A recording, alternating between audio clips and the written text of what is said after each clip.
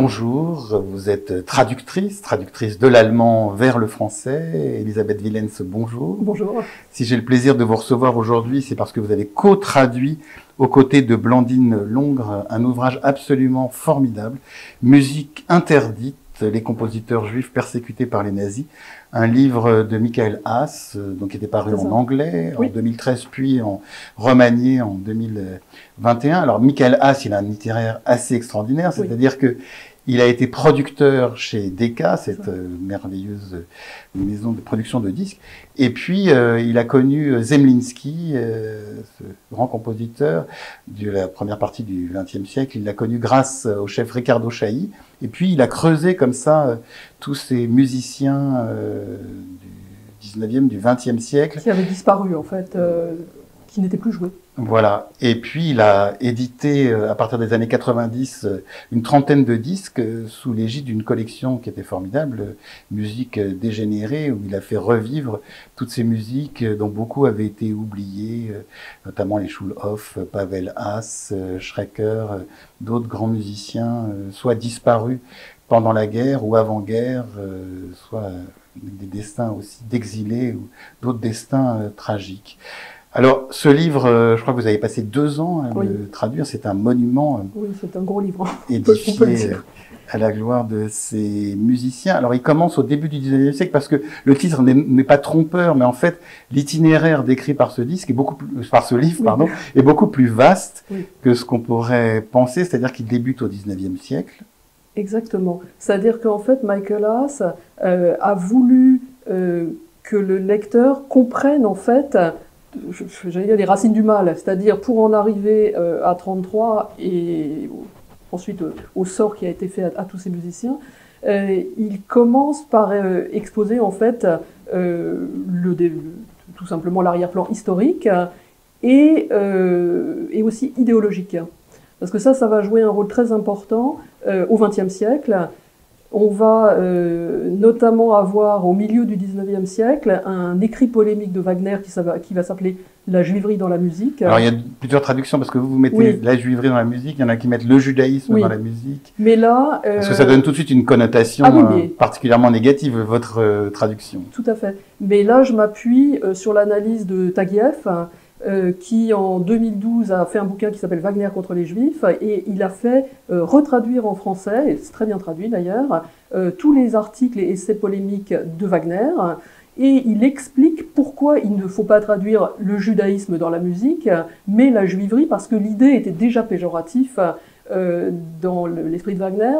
Et le problème, c'est que c'est le même mot, en fait, Judentum, et donc on peut l'interpréter selon le point de vue, en fait, selon qui parle, en fait. Et donc là, ça se justifie totalement de traduire par la juiverie dans la musique, parce que Wagner explique qu'en fait, les juifs sont dépourvus de l'esprit allemand qui est absolument nécessaire pour être un compositeur allemand. Il parle notamment de Mendelssohn, pour lui, qui est le symbole de ces musiciens qui peuvent pas être des génies. Tout à fait, et en fait, il reproche aux compositeurs juifs de son époque d'être simplement, de s'adonner à de la vaine virtuosité, ou alors d'être falot, vous voyez, de reproduire servilement les compositeurs du passé, et donc à partir de ce moment-là, Wagner va s'appuyer sur l'idée que la musique n'a de sens que quand elle est composée d'un point de vue national. Alors évidemment, avec les révolutions de 48, puis le mouvement romantique qui va se développer, disons, à cette période-là, il va dire en fait que les musiciens juifs ne sont pas originaux et ne composent pas de musique allemande intéressante. On ne peut pas même les qualifier de compositeurs allemands, vous voyez. Et ensuite, les choses vont évoluer d'une autre manière. Jusque-là, on restait dans un contexte strictement national, si vous voulez. Et puis à la fin du XIXe siècle, vous allez avoir, c'était des idées qui étaient dans l'air du temps, hein, mais il va y avoir un bouquin très important de Houston Stewart Chamberlain. Qui est le gendre de Wagner. C'est ça, il avait épousé la fille de Wagner, Eva von Bülow. Et alors lui, il va théoriser, il va s'appuyer en fait sur une espèce de pseudo-darwinisme pour dire, là on passe comment dire, avec des arguments biologiques et pas simplement les compositeurs juifs n'ont pas l'esprit allemand, donc ils ne peuvent pas composer de musique allemande. Là, on va passer à un cran supérieur, et à savoir les juifs ainsi que les slaves et autres sont des races inférieures, et donc à ce titre, la race germanique, elle, a toute légitimité à composer de la musique allemande, mais personne d'autre. Voilà. Alors il faut rappeler, Elisabeth Villens, ce qui est rappelé dans le livre, c'est que l'émancipation des Juifs en Autriche est de 1867 C'est ça. et en Allemagne de 1871, Oui. Donc bien après l'émancipation en France née de la Révolution Bien française. sûr. Oui, oui. Et puis il attire, Michael Haas, notre attention sur des compositeurs qui vont venir en France comme Meyerbeer, Oui. Offenbach, Oui. parce qu'ils ne trouvent pas leur place en Allemagne. Oui, et ce sont aussi ce sont avant tout des musiciens virtuoses, et donc en fait certains musiciens juifs vont comprendre assez vite qu'une manière formidable de s'assimiler, c'est par le biais de la culture et notamment de la musique. Donc ça va encourager leur volonté notamment de s'installer à Paris pour Offenbach avec le succès qu'on connaît, pour Meyerbeer aussi, qui était un compositeur extrêmement connu et célébré à l'époque, qu'on joue beaucoup moins maintenant évidemment, mais qu'on a un peu oublié. Mais Offenbach par exemple, oui, on continue de le jouer. Alors on va faire un saut dans le temps, Elisabeth Villens, parce que on va arriver au XXe siècle. Alors il y a quelque chose de particulièrement intéressant dans ce livre de Michael Haas, c'est qu'il donne beaucoup d'extraits d'un journal qui était très célèbre à l'époque, Die Neue Freie Presse, excusez mon accent, journal dans lequel vont s'illustrer des gens comme Édouard Hanslick, oui. Et puis, qui lui va soutenir absolument Brahms. Voilà, contre Wagner. Brahms qui, au demeurant, donne un visage extrêmement sympathique. On connaît ses liens avec un grand violoniste, compositeur juif qui était Joseph Joachim, avec qui il a collaboré pour son célèbre concerto pour violon. Et les liens de Brahms avec beaucoup de musiciens juifs, peut-être une des raisons pour lesquelles il a été attaqué. Oui, alors on arrivait à des paradoxes, parce que les partisans de Wagner à la fin du XIXe siècle en arrivaient à attaquer, mais très violemment, des compositeurs non juifs, comme Brahms ou Max Bruch, en prétendant qu'ils étaient juifs, tout simplement par haine des juifs. Alors il rappelle aussi des noms de compositeurs qu'on connaît un peu aujourd'hui, mais dont les noms, on ne peut pas dire, encombrent les salles de concert. Jacques Fromental à Lévis, Ferdinand Hiller, Ferdinand David, Anton Rubinstein, Friedrich Gersheim, Karl Goldmark, Camille Erlanger, donc des compositeurs. Pour Michael Haas, c'est leur judéité aussi qui les a fait mettre de côté dans l'historiographie Sans doute, musicale. parce que par exemple, Goldmark, à son époque, était un compositeur extrêmement joué. Il a écrit de nombreux opéras, et notamment La Reine de Saba, Merlin. Et alors on a des critiques très, très intéressantes d'ailleurs dans la Neue Freie Presse qui sont parues.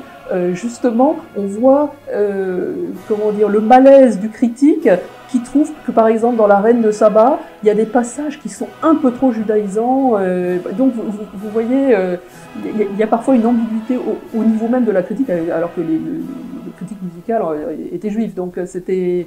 Oui, ça c'est assez intéressant de le souligner. Il faut dire que la Neue Freie Presse, c'était un journal libéral qui a la même renommée que le Times, par exemple, en Angleterre. Vous voyez, c'est un journal très important. Et donc Michael Haas a choisi de citer de très longs extraits de ce journal pour témoigner de l'activité de différents compositeurs, et puis parfois aussi des choses historiques. Vous voyez, il y a aussi des comptes rendus sur la juiverie dans la musique, où Hanslick fait un compte rendu très pertinent d'ailleurs sur l'essai de Wagner.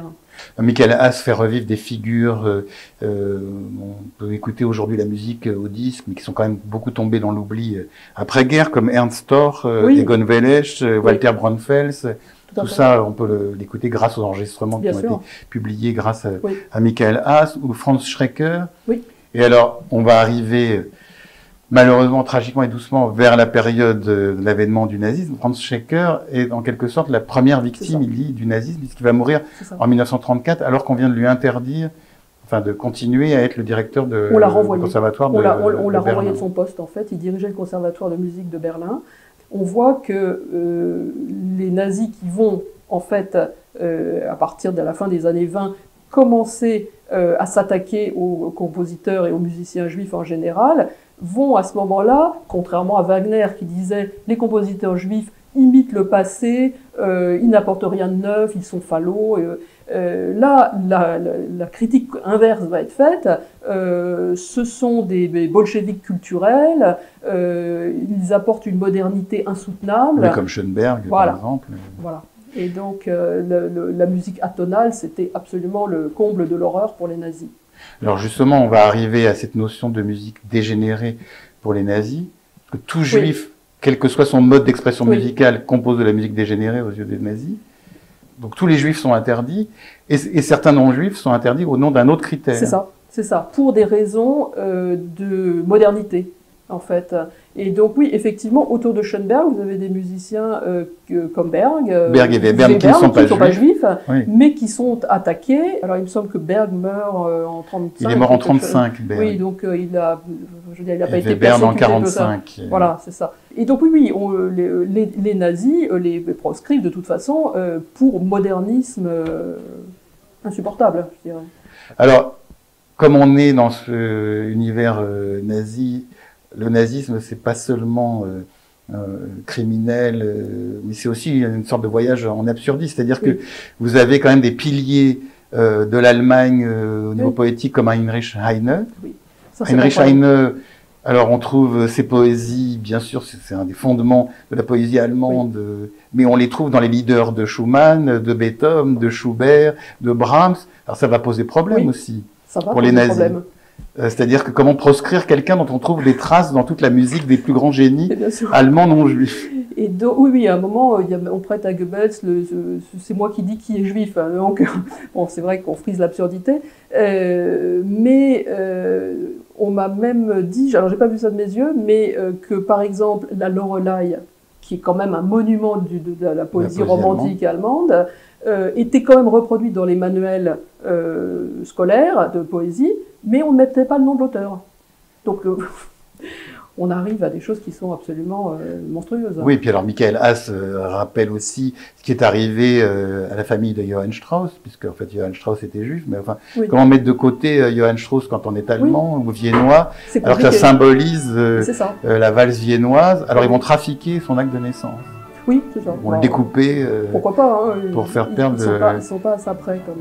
Oui, ils sont prêts à des barbaries de plus grande ampleur. Donc, on peut citer aussi l'exemple de Richard Strauss. Alors, Richard Strauss, il a collaboré avec Hugo von Hofmannsthal, grand librettiste, grand écrivain juif. Qui a la chance de mourir en 29. Voilà. Mais qui a laissé comme co-auteur avec Richard Strauss des grands chefs-d'œuvre comme Le Chevalier à la Rose.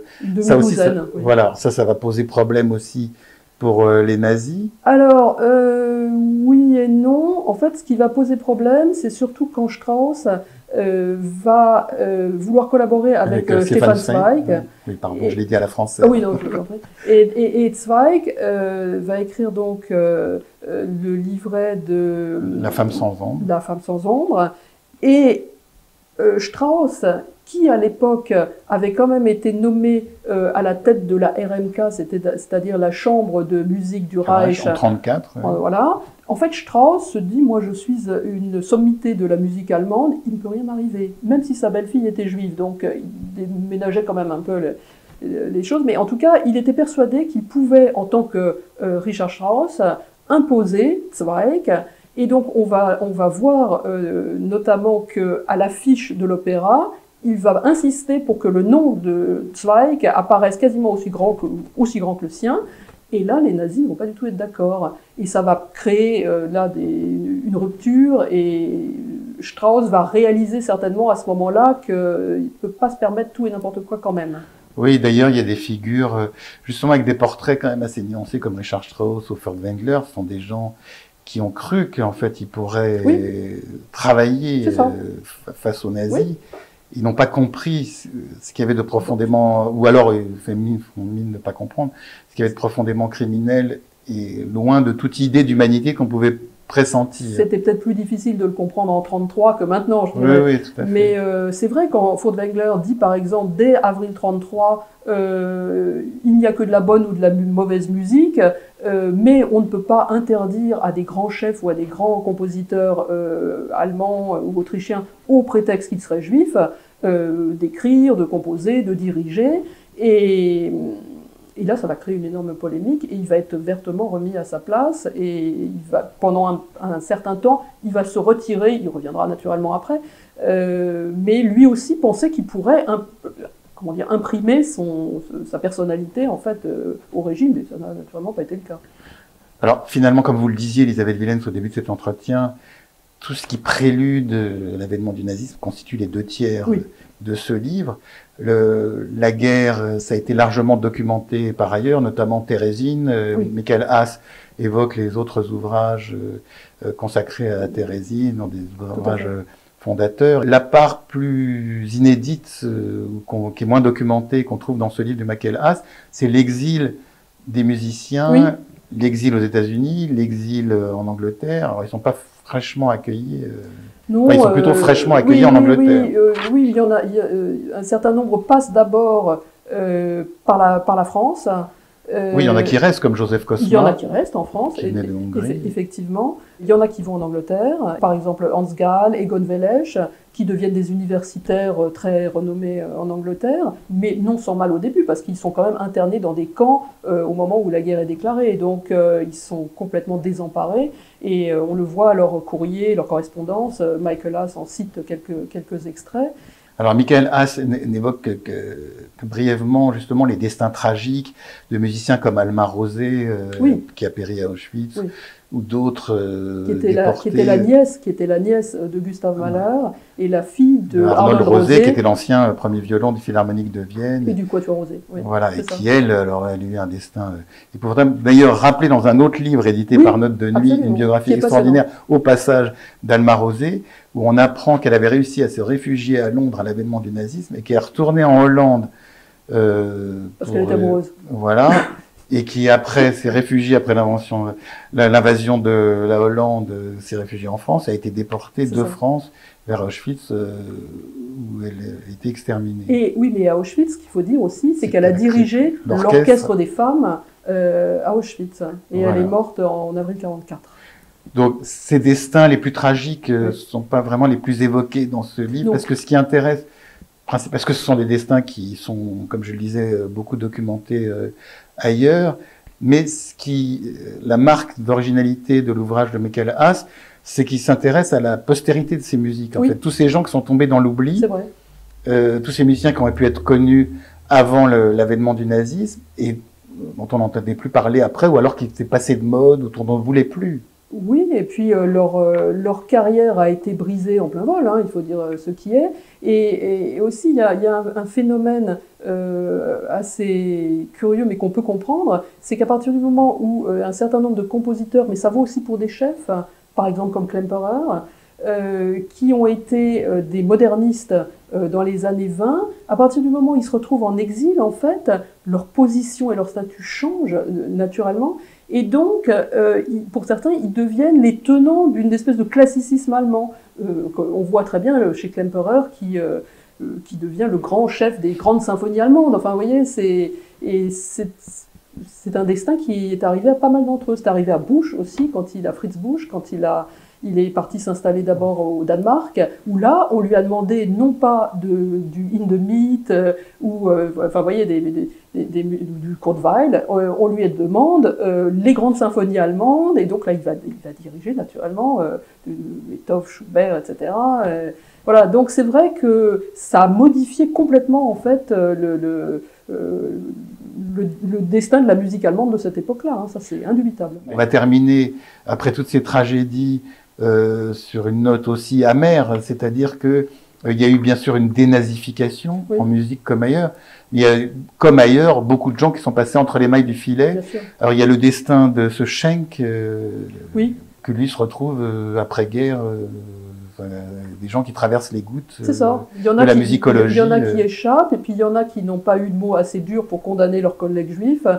qui tout à coup leur écrivent, enfin à ceux qui ont pour survécu, demander des recommandations. C'est ça, oui, pour retrouver des postes, pour dire finalement nous on n'a rien fait contre les Juifs, donc vous pouvez vous porter caution pour nous, et on a des lettres assez outrées de Georges Sell ou de Hans Gall, il me semble aussi, qui sont absolument écœurés par ce comportement. Oui, oui. Georges Sell, donc immense musicien, qui lui s'est exilé aux États-Unis et est devenu le chef de l'orchestre de Cleveland, et on a fait un des plus grands orchestres du monde. D'ailleurs, c'est extraordinaire parce qu'il se retrouvait avec des orchestres aux États-Unis meilleurs que ce qu'ils avaient connu en Europe. Et puis, pour en terminer avec ce chapitre douloureux, voilà, ces personnes qui prétendaient avoir sauvé des collègues juifs, mais il y en a un qui l'a fait pour piquer toute sa bibliothèque. C'était la bibliothèque de Guido Adler, qui était un très grand musicologue, et qui avait une bibliothèque à Vienne absolument fabuleuse, comme on peut l'imaginer. Donc Guido Adler meurt en 41. En 41, et les nazis veulent immédiatement faire main basse sur la bibliothèque. Et là, la fille, Mélanie Adler, la fille de Guido Adler, s'y oppose. Et comment dire, le verdict va être très simple, elle va partir à Auschwitz. Donc, et ils vont récupérer la bibliothèque.